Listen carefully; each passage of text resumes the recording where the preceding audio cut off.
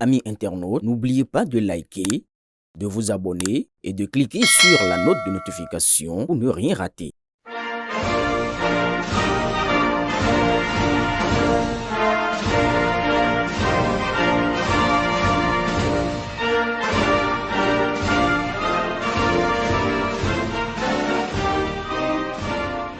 Mes chers compatriotes, je voudrais revenir à vous et très respectueusement et vous dire que le parti est en deuil, et la République est en deuil, Parakou est en deuil, dû à la disparition de El Hadj Hadjibi Fataou, que vous connaissez bien, un excellent militant, un combattant qui depuis son bas âge a toujours pensé à un bien-être pour notre pays.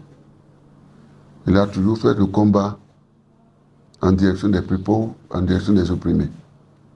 Donc il s'est retrouvé dans LD parce que, partageant l'idéal de ce parti. C'est l'occasion d'ailleurs de cette cérémonie de prière, d'hommage rendu à sa mémoire, que le parti s'est retrouvé aujourd'hui à la cité de Kourou. Nous nous sommes retrouvés et je voudrais profiter de cette occasion pour rendre un grand hommage aux députés. Je voudrais vraiment leur rendre hommage. J'ai préféré le faire dans la cité de Kourou. Je crois que vous ne serez pas surpris pour le choix et le moment. Disons des félicitations que je formule, que je présente à ces députés, les 28 députés. Vous savez de quoi je parle. À un moment donné, la nation tout entière était suspendue au lèvres de ce qui se passerait ce jour du 2 septembre 2025 en ce qui concerne le processus de parrainage. Donc à ce jour-là où la Sénat a ouvert sa plateforme pour la délivrance de ces parrainages, nos députés, vous le savez, je ne vais pas donner les détails, se sont rendus dans une dynamique unitaire. Vous les avez vus dans un bus. Vous voyez l'esprit républicain qui les anime. Et ils ont su retirer leur parrainage et les ont mis à la disposition de la République. À votre disposition, chers compatriotes, c'est-à-dire le peuple, à la disposition du parti, pour marquer leur détermination à favoriser l'implication du parti à toutes les élections de manière générale et présidentielle de manière particulière. Je leur rends hommage, chers compatriotes, parce qu'ils le méritent. Ils ont été habités par l'Esprit Saint. Ils ont su accepter l'offre de Dieu Tout-Puissant pour poser cet acte-là. Mes chers compatriotes, c'est un acte divin. Il découle de la volonté de Dieu parce que c'est Dieu seul qui sonde les cœurs. Le cœur de chacun de nous. Il a sondé le cœur des 28 députés. Et naturellement, leur manifestation signifie que c'est Dieu qui a penché leur cœur vers la mise à disposition de ces parrainages. Donc ce qui s'est passé, c'est divin, mes chers compatriotes. C'est pourquoi vraiment, avec beaucoup de respect, je voudrais vraiment les remercier. Et ça a été une occasion pour vous apaiser d'ailleurs, puisque je sais que vos cœurs étaient suspendus à cet événement. Tout est bien qui finit bien, naturellement. Mais je ne voudrais pas vraiment vous faire peur. Parce que je sais que c'est ensemble que nous gérons ce processus électoral. C'est ensemble. Sans vous, on ne peut rien. Et naturellement, vous et nous, c'est avec Dieu. Parce que sans Dieu, on ne peut rien. Mais ce processus électoral, vous le savez, est très difficile en ce moment précis. De l'histoire de notre pays. Pour des raisons que vous connaissez. Mais Dieu est bon. Il est grand. Sa gloire va s'accomplir, mes chers compatriotes. Mais naturellement, nous devrions partager avec vous ce risque qui pèse encore sur nos députés. Parce que l'environnement n'est pas si stable, n'est pas si sécurisé, n'est pas si rassurant. Partout, c'est le richement de déstabilisation du parti. Il n'en prend pour preuve que ce qui est arrivé à un haut responsable du parti, un de nos vice-présidents, un grand homme d'État, très agréable, qui naturellement a connu son aventure. On lui a proposé, dans un premier temps, de ne pas déposer son parrainage et dans un deuxième temps, de démissionner de ses fonctions parlementaires et de se faire remplacer par sa suppléante. C'est une femme. Les dispositions étaient prises pour ce faire. Mais, mieux par l'esprit républicain, ce haut responsable est revenu et a estimé qu'il ne pouvait pas assumer cette responsabilité. C'est-à-dire qui conduirait à la mise en difficulté, j'allais dire, de la République. Cette épreuve, il l'a gérée. Mais cette épreuve pèse toujours sur tout le monde, sur la plupart des députés. Et sur le parti aussi, parce que se faire remplacer par un suppléant en ce moment n'aurait pas de sens. Aucun suppléant ne peut être installé. S'il m'abusait, conformément aux dispositions du règlement intérieur de notre Assemblée parlementaire, parce que intervenant peut-être à moins de 6 mois de la fin du mandat parlementaire. Donc, un député aujourd'hui qui dépose sa démission, eh bien, serait une perte sèche pour le parti, pour la nation, pour la République et pour notre processus électoral, donc pour notre démocratie. Adieu la gloire. Jusqu'ici, je vous confirme qu'ils sont tous unis et ils sont toujours forts.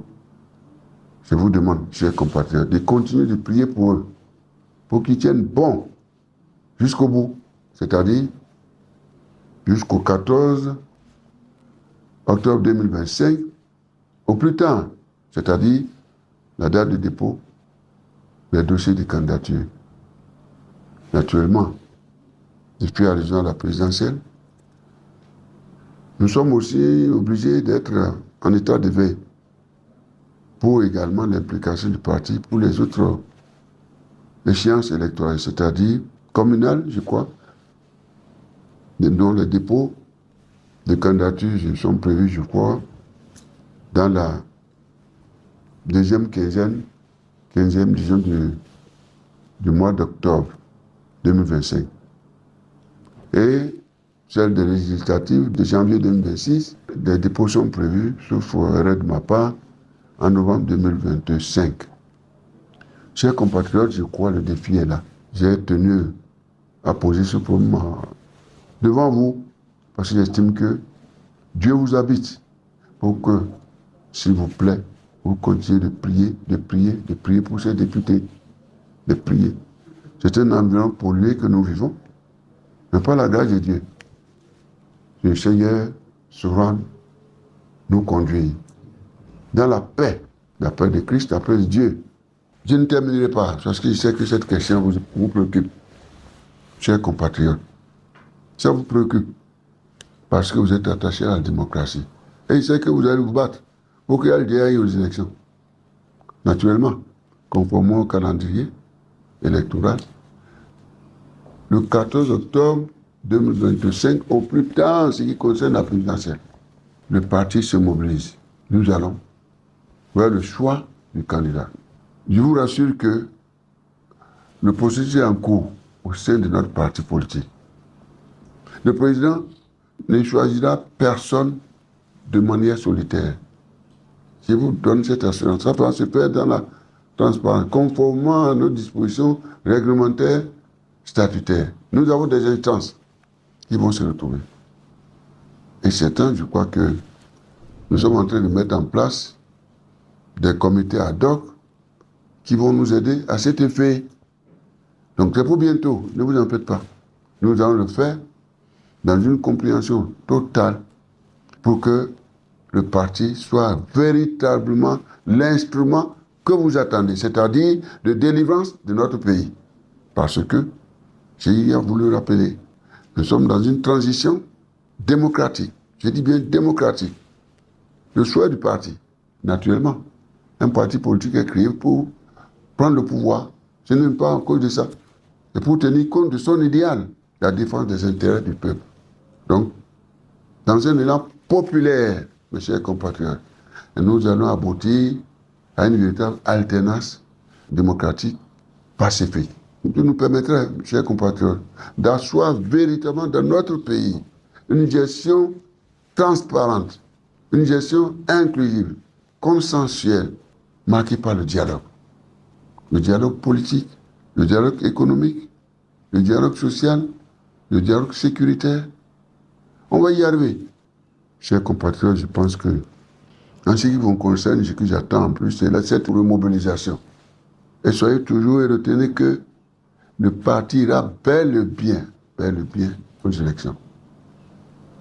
Et cette information, je l'apporte à l'attention naturellement des militants aussi. Le parti ira bel et bien. Après, naturellement, cette mise à disposition des parrainages, je pense que c'était la première épreuve ou la plus importante pour nous.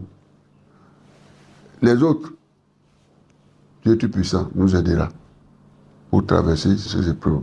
Donc, mes chers compatriotes, aidez-nous pour que le processus électoral puisse arriver à terme. Ensemble, nous sommes plus forts. Mais je ne terminerai pas sans vous rappeler que mon devoir, c'est de toujours vous rassurer. Je lui ai dit à mes chers parents de Porte-Nouveau, et d'ailleurs donc à tout le peuple, que moi, mon souhait est que le Bénin puisse poursuivre toujours son expérience de stabilité constitutionnelle. Rappelez-vous, chers compatriotes, quand notre constitution de 1990 a été marquée par un référendum, c'est-à-dire, c'est ce que le peuple a voulu. Jusqu'à preuve de contraire, nul ne peut diriger le Bénin pour plus de 2 mandats. Je crois que nous sommes ensemble. J'ai rappelé cela. Et tant que je vivrai, et je suis encore là, je suis vivant, je suis l'un des garants de la stabilité constitutionnelle. Je ne vous décevrai pas, mes chers compatriotes. Je ne cherche rien. Je suis candidat à rien. Mais je suis à votre service, au service de la République, pour que la paix règne, la démocratie, la stabilité, la sécurité dans notre pays. Et naturellement, la prospérité partagée. Je suis toujours à vos côtés, mes chers compatriotes.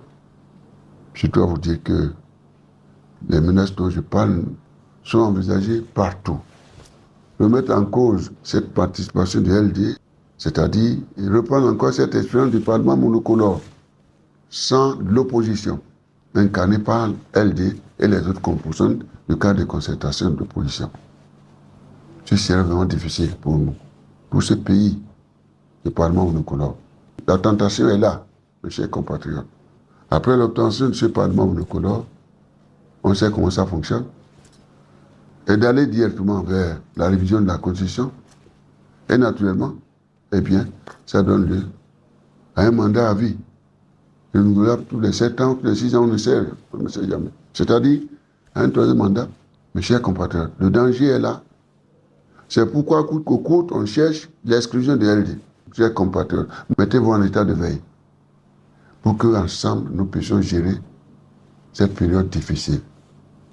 Dieu au contrôle. Je suis rassuré. Bien sûr, je ne veux pas vraiment m'attarder sur cette question-là, qui nécessite, comme j'ai eu à le dire également, que nous devons être ensemble. Nous devons maintenir l'esprit de dialogue, l'esprit d'échange. Non seulement le président Patrice Talon et moi, c'est au sein surtout de la classe politique. Nous en avons besoin pour notre pays. Ce ne sont pas les Sud-Africains qui vont construire le Bénin. Ce n'est pas l'extérieur, mes chers compatriotes. J'en suis convaincu. Vous m'avez choisi, j'ai passé 10 ans. Je vous remercie. Mais avant de partir, ma joie est de voir vraiment briller cette démocratie. C'est-à-dire, le Bénin est devenu toujours une cité de stabilité constitutionnelle. Vraiment, c'est mon rêve, mes chers compatriotes. Je sais que vous êtes attachés à ça. Et cette démocratie sera restaurée et consolidée. Ceci est très important. Nous n'avons pas de pétrole. Nous n'avons pas de gaz, nous n'avons pas de charbon. En tout cas pour le moment. Jusqu'à preuve de contraire. Ce que nous avons surtout, c'est cette démocratie-là. Et nous devons tenir bon, chers compatriotes. Et je ne terminerai pas sans partager avec vous cette inquiétude qui nous anime nous tous. C'est-à-dire ces menaces de tout genre face à ces défis qui sont en quelque sorte des défis pour nous et qui nécessitent vraiment l'union sacrée de la République. Vous comprenez là où je vais. Ces menaces aujourd'hui autour de nous depuis le septentrion, mes chers compatriotes. Je suis de cœur avec vous, je suis de cœur avec les familles qui sont menacées. Je viens d'apprendre une attaque dans cette région précieuse de notre République, Kalalé, cette commune de Kalalé. Je suis de cœur avec mes chers parents de Kalalé. Je suis de cœur avec vous. Le cœur que j'ai pour la République, en attendant que nous ayons des précisions sur ce qui s'est passé. Mais d'une manière générale, l'inquiétude est là. Depuis que le Bénin, aujourd'hui, désormais, conjugue sous les couleurs des menaces djihadistes et terroristes. À l'instant, ce qui se passe dans la sous-région. Mais je demeure persuadé que la gloire de Dieu va s'accomplir dans tous les cas. Partout dans ce que nous allons entreprendre dans le pays. Mes chers compatriotes, ensemble, nous sommes plus forts. La gloire de Dieu s'accomplira, mes chers compatriotes. Soyez abondamment bénis. Vive la République. Merci.